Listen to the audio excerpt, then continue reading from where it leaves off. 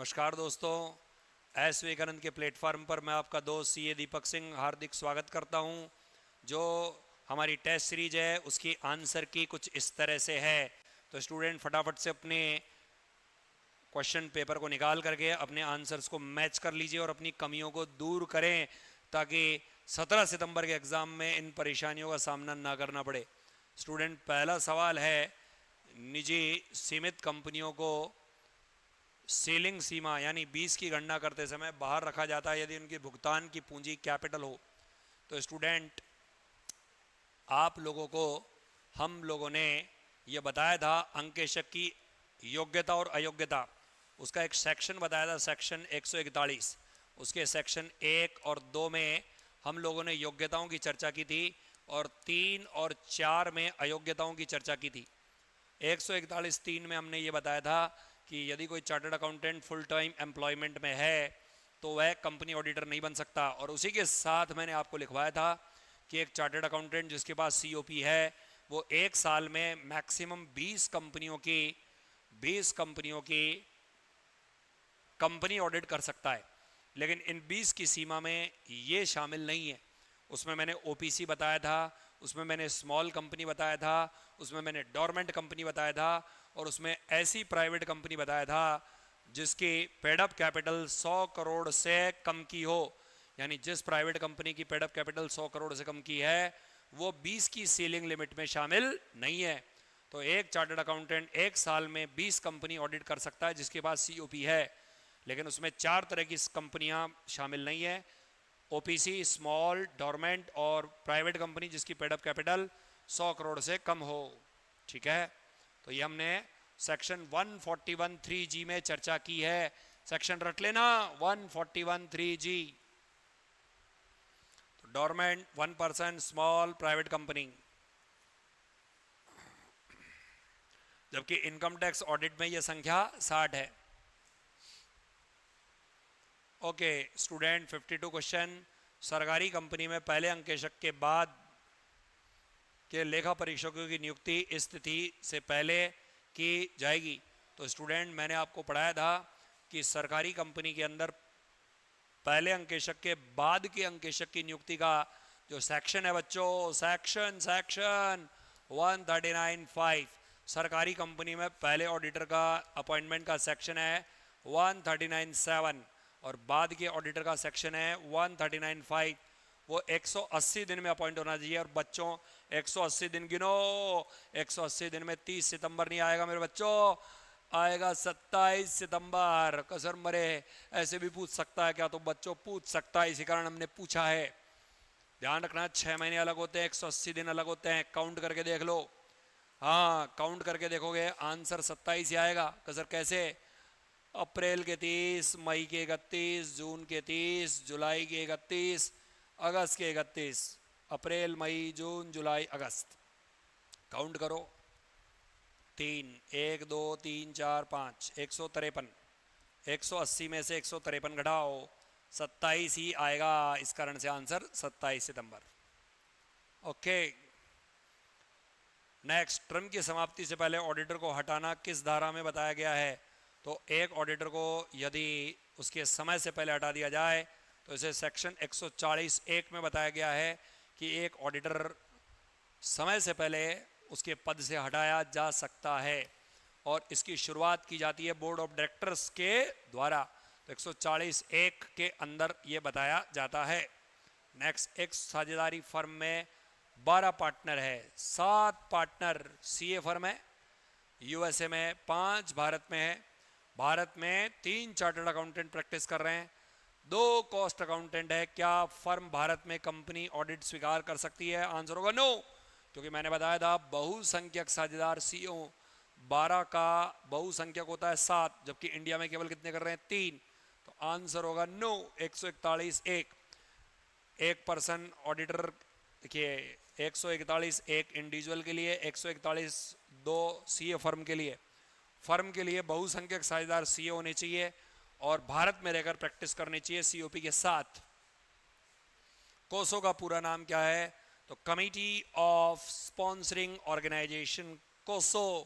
तो सर ये कोसो तो रुला दिया में, सो हो गए हम तो बच्चों याद करना पड़ेगा। कोसो का गोल है increase the relevance in increasing complex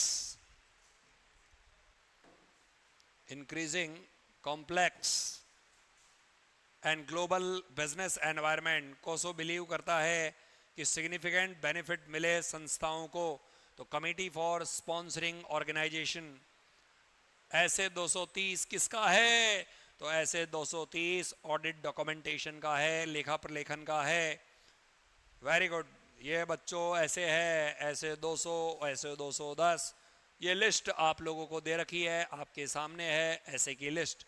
ऐसे 200 इंडिपेंडेंट ऑडिटर के ऑब्जेक्टिव, ऑडिट एंगेजमेंट की शर्त, ये सारे ऐसे हैं। इनको याद करना पड़ेगा, याद करना पड़ेगा। ऑडिट एविडेंस के सबको याद करना पड़ेगा, सबको एक एक चीज को याद करना पड़ेगा। नेक्स्ट, सत्य को साबित करने का मतलब है खर्चों की वाउचिंग।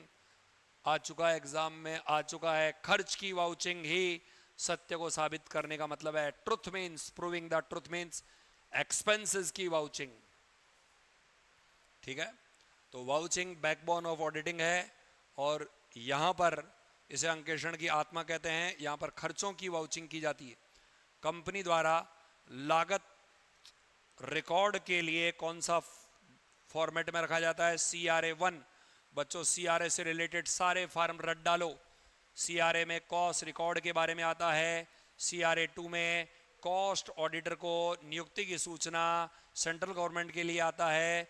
CRA3 में कॉस्ट ऑडिट रिपोर्ट आती है। CRA4 में form the filling of cost audit report with the central government.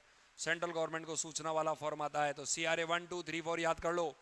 चालू ऑडिट फाइल में कौन सा डॉक्यूमेंट शामिल है? तो क्या AOA शामिल है? नहीं है। क्या सिग्निफिकेंट रेशो और ट्रेंड शामिल है? नहीं है। क्या notes regarding significant accounting policy शामिल है? नहीं है। ये सब permanent audit working paper file में शामिल है।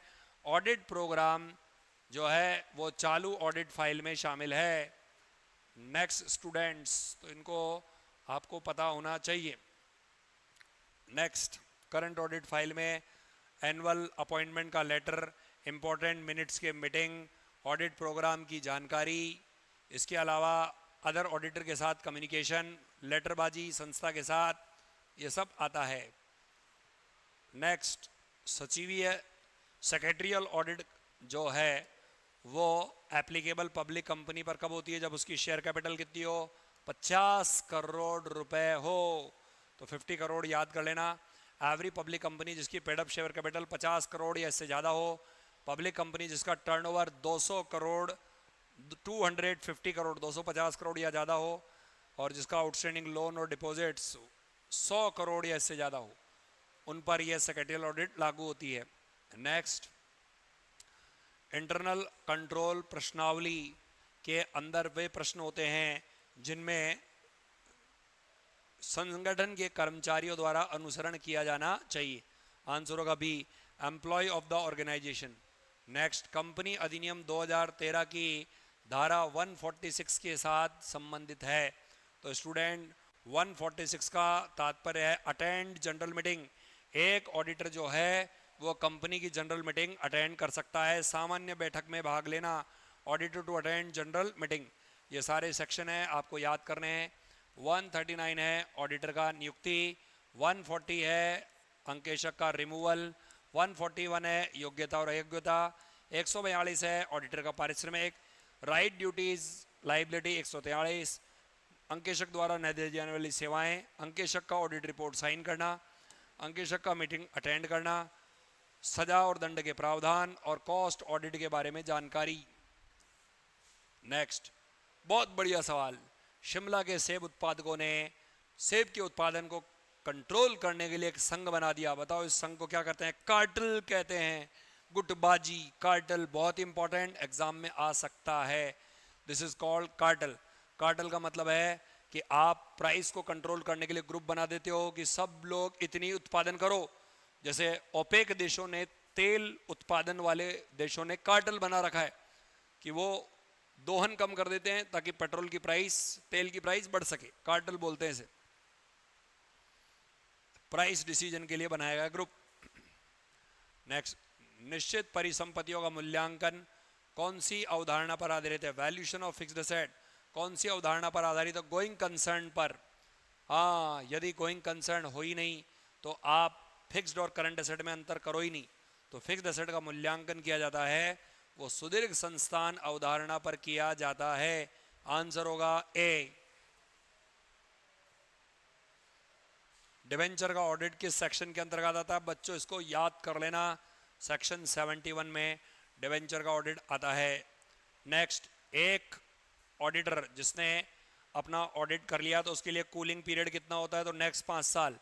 ध्यान रखना कूलिंग पीरियड का मतलब है वह अगले 5 साल तक उस कंपनी में ऑडिटर नहीं बन सकता।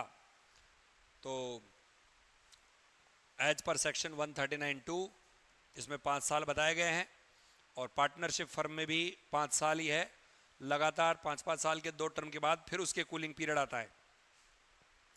नेक्स्ट, रिलेटिव की परिभाषा में कौन सा शामिल नहीं है? तो मैं बता दूं बच्चों, ये सीए है। रिलेटिव की परिभाषा में फादर शामिल, मदर शामिल, सन, ब्रदर शामिल, सिस्टर शामिल, सन शामिल, डॉटर शामिल, सन की वाइफ शामिल, डॉटर का हस्बैंड शामिल, ये सौतेला, ये सौतेला, ये सौतेला, ये इसकी स्पाउस भी होती है, लेकिन डॉटर है, सौतेली बेटी है, वो परिभाषा में शामिल नहीं है। तो सौतेला पिता शामिल है, बेटे की पत्नी शामिल है, दादा दादी भी शामिल नहीं है। सौतेली बेटी और दादा दादी, बेटी का पति शामिल। तो वापस से सुनो, रिलेटिव की परिभाषा में ऊपर के 2 मम्मी पापा शामिल, बगल के 2 भाई बहन शामिल, नीचे के 2 बेटा बेटी शामिल, बेटा बेटी के स्पाउस, उनके जीवन साथी शामिल, बेटा है तो बहू शामिल, बेटी है तो जवाई शामिल, खुद की पत्नी शामिल। 9 आदमी शामिल होते हैं। माता पिता 1-2, ब्रदर सिस्टर 3-4, बेटा बेटी 5-6, इनके जीवन साथी 7-8, खुद की पत्नी 9। सबके सौतेले शामिल है सौतेली बेटी को छोड़कर। इसके अलावा दादा दादी शामिल नहीं है, तो आंसर हो जाएगा दादा दादी। नेक्स्ट, सरकारी कंपनी में पहले अंकेशक की नियुक्ति की धारा कौन सी है? 139(7) और बाद के अंकेशक की नियुक्ति की धारा कौन सी है? 139(5). मेरे स्टूडेंट 139(7) यदि आप ये YouTube चैनल पर ये वीडियो देख रहे हैं तो आप कमेंट करके बताएंगे कि सरकारी कंपनी में पहले अंकेशक की नियुक्ति कौन करता है और कितने दिन में करता है? सरकारी कंपनी में पहले अंकेशक की नियुक्ति कौन करता है और कितने दिन में करता है? और यदि वो फेल हो जाए तो फिर कौन करता है और कितने दिन में करता है? और यदि वो फेल हो जाए तो कौन करता है और कितने दिन में करता है? मुझे आप लोगों के कमेंट का इंतजार रहेगा और पता चलेगा कि कौन बच्चा कितनी सीरियस होकर पढ़ाई कर रहा है। बिना टीपे इसका आंसर बोलना, सरकारी कंपनी में पहले ऑडिटर की नियुक्ति कौन करता है, कितने दिन में करता है, और यदि वो फेल हो जाए तो कौन करता है, कितने दिन में करता है, और यदि वो भी फेल हो जाए तो कौन करता है, कितने दिन में करता है। नेक्स्ट, ऑडिटर एक रखवाली करने वाला कुत्ता है, खूनी कुत्ता नहीं है। तो स्टूडेंट इसका आंसर है किंगस्टन कॉटन मिल्स। आंसर होगा नन ऑफ द अबव। ध्यान रखना, किंगस्टन सीड मिल नहीं, किंगस्टन कॉटन मिल्स है। तो आपको चकमा दिया है कॉटन मिल्स 1896। जस्टिस लोप्स, ऑडिटर एक खूनी कुत्ता नहीं है, ऑडिटर का काम रखवाली करने वाले कुत्ते के समान है। विशेष प्रस्ताव का मतलब क्या है? 3/4 बहुमत और 114-2, 75% या इससे ज्यादा फेवर में वोट और 114-2। नेक्स्ट, आंतरिक जांच का क्या उद्देश्य है? तो आंतरिक जांच का जो उद्देश्य है वो स्टूडेंट है त्रुटि और धोखाधड़ी को रोकना। इंटरनल चेकिंग जो होती है उसका मतलब होता है संस्था के एक कर्मचारी के कार्य की जांच संस्था में ही मौजूद दूसरा कर्मचारी करे। संस्था के एक कर्मचारी के कामों की जांच संस्था में मौजूद दूसरा कर्मचारी करे, यानी अशुद्धि और कपट होने से पहले ही रुक जाए तो रोकना। ध्यान रखना, आंसर होगा बी। नेक्स्ट, जो आईएसओ का क्या मतलब है? तो आईएसओ का मतलब है इंटरनेशनल ऑर्गेनाइजेशन फॉर स्टैंडर्ड्स। अनुमोदन पर यदि माल भेजा गया और उसे सेल मान लिया गया तो ये कौन सी अशुद्धि है? सिद्धांत की अशुद्धि है, क्योंकि यदि माल अनुमोदन पर भेजा तो इसे गुड सेंट फॉर अप्रूवल भेजेंगे, बैलेंस शीट के असेट साइड में बताएंगे, आपने गड़बड़ कर दी तो स्टूडेंट ये सैद्धांतिक अशुद्धि है। नेक्स्ट, ऑडिट जोखिम भौतिकता ऑडिट प्रयास। तो ध्यान रखना, यदि आप लोअर ऑडिट जोखिम रखना चाहते हो, ऑडिट जोखिम लोअर रखना चाहते हो, तो ज़्यादा मटेरियल, हायर भौतिकता और लोअर ऑडिट प्रयास करो।